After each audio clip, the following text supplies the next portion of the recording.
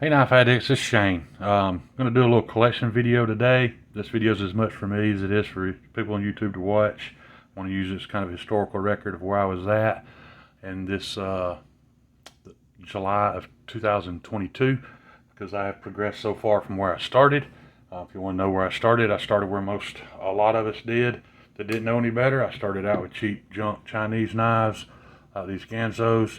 To be completely fair, guys, I call it junk because in comparison to what I own now, it is. But for what these things cost, they are worth the money, other than the stigma of where they come from. They don't mean anything to a lot of y'all. It does to me. But I don't buy this stuff anymore. And here's another one. The old Honey Badger Worn Foot Sheep Cliff, whatever they called it. It's ugly as hell, but I bought it because it was hyped up. This is the biggest waste of money I've ever spent. I promise you a $25 Ganzo is a way better knife than what they're wanting you to pay $45 for now. All because it got popular. Our fault. Whatever. Don't make that mistake. Don't do that. Here's another horrible mistake I made. I got into effing growls before I knew any better. So this a few years ago. This is clearly, a rip off of some Artisan design. It's a piece of junk knife. I just hadn't bothered to give it away. One point in time, guys, I had about 130 knives. I've given away 100 of them. I'm down to right at 30 in my collection right now. The reason I was buying them is because I said I couldn't afford American-made knives. You figure that up. At an average cost of about $40 a knife, because a lot of them were way higher than that. $100 or 100 knives, that's $4,000 at a minimum. Could have bought a very nice American-made knife collection for that. Anyway, this is the VDK Vesta. This is also a knife I do not recommend. It's way overpriced for D2 and G10. This one came white. I dyed it purple. See that blemish right there? That's where I hit it with the belt sander. No reason to put a good knife on a belt sander, but this wasn't a good knife, so I had to. Because about the first 2 millimeters of blade steel on this were absolute garbage. It was brittle like charcoal. Had to grind it off. Shouldn't have to do that for a $100 knife. Shame on you, Mr. Vlad, whatever your name is. Spyderco Artisan Tradition. This was a Smoky Mountain Knife Works exclusive that came with the copper scales. I sent it off.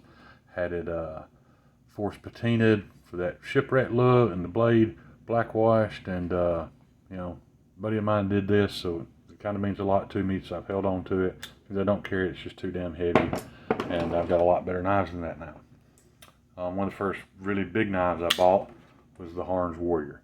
I still feel like this knife's worth the money if you're going to go that route. It's 30 bucks, D2, G10. It's a tank. It's very well built. It served me well the whole time I carried it, and I carried it for a long time, even though it's huge. But anyway. Next up, Cjrb Crag. Like I said, guys, I told you already, I've given away about 100 knives, got my collection down to where it's at now. The reason why I held on to this one, this is the first knife I ever modified, if you want to call it that. But I opened up that lock bar access. You can see where I laid the G10 back there so I could access the lock bar a little better. Opened up the finger choil because I've got big fat sausage fingers and the factory choil was too small. And I took the swedge off the back because I wanted it to look more like a Protag Malibu, which, what I should have done was not bought all that Chinese junk, bought a Malibu. The Orion Solaris. I was actually kind of tickled to get this knife. This is one of my first experiences with a button lock. Kind of made me fall in love with button locks. The reason I still have this knife was gifted to me by Lefty EDC. I appreciate it, Kevin. If everybody out there knew what all Kevin does for this community, it would blow your mind how generous a man he is and the things that he does for people. Whether you agree with his taste in knives, because I don't, whether you agree with his opinion on knives, because I don't, he's a great guy. Alright, moving on. This is the very last Chinese knife I ever bought, QSP Pelican. I love Wharncliffes. Fortunately, there's not a whole lot of American-made Wharncliffes out there. It's not as popular here yet. I even told the rep for QSP at Blade Show how much I hated this knife, and he asked me why I hated it, and I told him it's because it's good. It's really good, and it pisses me off that it came from China. Guys, I'll be pro-American knives all day long. I don't care what you buy. I don't look down on you for it, but I'm also not going to lie. If it's a great knife, it's a great knife, and this is a great knife. Kaiser Roach. This knife honestly feels like it was designed by me. They put it in my hand. They made sure everything fit me when they made this knife, and that's why I own it, because John Evans bought it, and John's about half my size. It was just too big for him, so John gave it to me. I proceeded, and these things come thin behind the edge, guys. Believe it or not, that is an 11-degree edge bevel.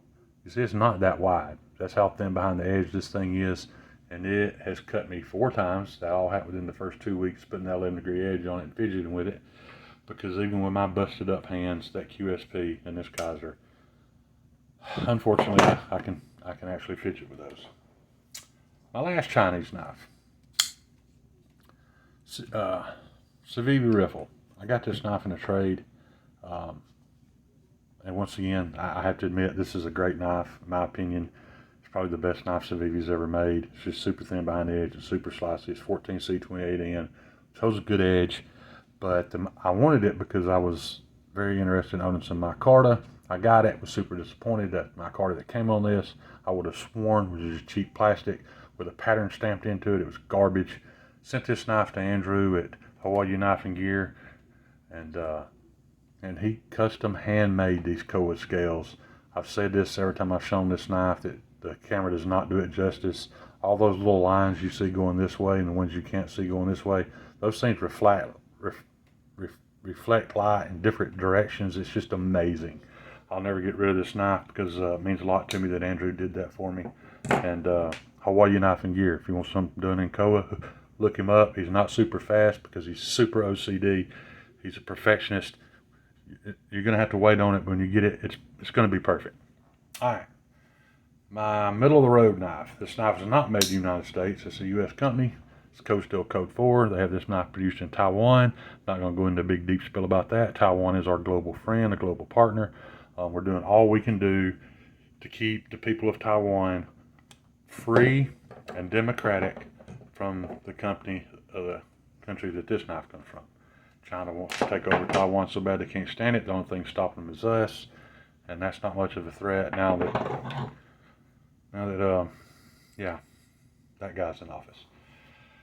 All right, classic American folding knife, the Buck 110. It's all the knife any of us need. You know, we could all go back to a Buck 110, get rid of all this fidgety, fancy titanium and super steel junk. This was all the knife we ever needed. Why is that? Because knives are a cutting tool. This thing cuts great. It's got a super safe lock. That's all you need. Anything past that's a want. We're just being selfish. We're children. All right, my Protag TR4 button lock. A lot of people don't even know Protag made a TR4 button lock. It's a 4-inch 154 cm bladed button lock knife. They are about to re-release this knife. However, the one you buy new is going to be way better than this one, because this one's not on bearings. The blade actually rides on the scale on one side. It was designed that way, so it doesn't have that super flickety flackety action that most button locks have nowadays. But if you buy a new one, it will have. To go along with that, my TR4 Operator Auto. I absolutely love this knife. I like this knife so much that I had Veritas Equitas laser engraved on it. If you don't know what that's from, if you're not a Boondock Saints fan, I don't know what's wrong with you. There's their Boondock Saints cross, the Celtic cross on the back side. The reason I didn't mind laser engraving this knife, I knew it would kill the resale, but this knife will never go anywhere because of who it came from and what it meant to me. So, yeah. Judge me if you want to. I love it. Next up, my Benchmade Contigo. From the get-go, when I first got into knives, I knew I'd own this knife one day. If this was a grail for me. I wanted a Contigo badly. They didn't make them anymore. It took me a couple of years, to find the right situation and the right version of this knife, and I did. I actually traded a Protag SNG for it. Loved that SNG, but I'll never get rid of that Contigo. My other Benchmade is my Crooked River. Not the mini Crooked River, because I'm not a child. Get the full size Crooked River. Be a man. Don't listen to what those other guys tell you. The full size is the way to go. That 4-inch S30V blade is awesome. I love this knife. The only thing I don't like about this knife is the red G10. Don't buy the G10 handle once again. I get the wood. It looks way, way better. So now I'm going to have to buy some micarta replacements or something because I don't like this G10. Awesome knife though. Next up, my Hogues. The Hogue Delica. I got this knife compliments from Mr. Jason Brown. This is the newer model of it because it's missing the extra 2 screws. However, it's not the Magna Cut yet. This is still the 20 CV. Hogue uses a nice thin blade stock. They're super thin behind the edge. They're very slicey. Even when that hair wheeling edge is gone, this thing still cuts because geometry cuts. Geometry always cuts. So Hogue Delica, all the knife anybody really needs. My Hogue RSK MK1. This knife means a lot to me. This knife was purchased for me by several people in the community. If you don't know this, me and a couple other guys got together and put together Knives Live 2021. Knives Live 2022 is coming up. What we do Knives Live for, it's a YouTube knife content marathon that we put together to raise money for knife rights because Doug Ritter needs the help. Doug Ritter, who founded Knife Rights, is out there fighting for our right to carry knives and not be legally persecuted by a government that made stupid laws a long time ago because some people were scared of Jack the Ripper or whatever. My next Hogue, I don't remember what this thing's called. It's the EX04, 05 maybe. Anyway, I was very curious about this knife when I got it. I actually thought this little hook on the end was a misgrind. Then I actually got to meet Mr. Elishewitz at a blade show. His name is right there, and speak to him about it. And he said, "Nope, did that on purpose. That is just a hook. It's designed to dig in and tear flesh." So I'm all about that. You know, at least he didn't try to make up some bullshit excuse for why it was there. So it is a tactical, it's a self-defense type knife. However, that little hook is great for opening your Amazon packages, ladies. All right.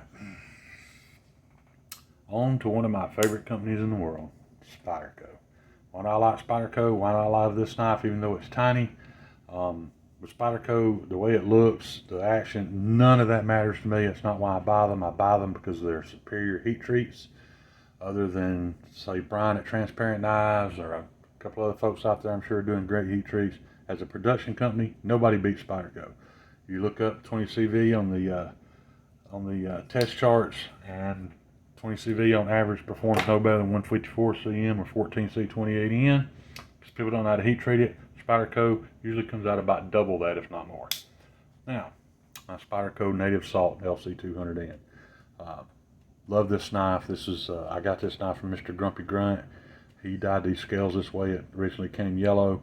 I love the LC200N. It's completely corrosion resistant. However, holds an edge about the same amount of time as like 14C or 154. It's pretty incredible for a knife that's almost impossible to rust.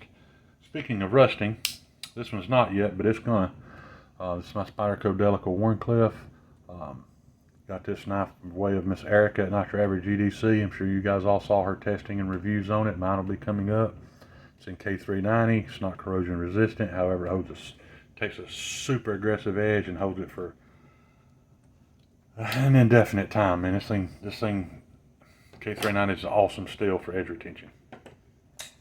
Next up from Spyderco is of course, everybody's got to have one, my PM2.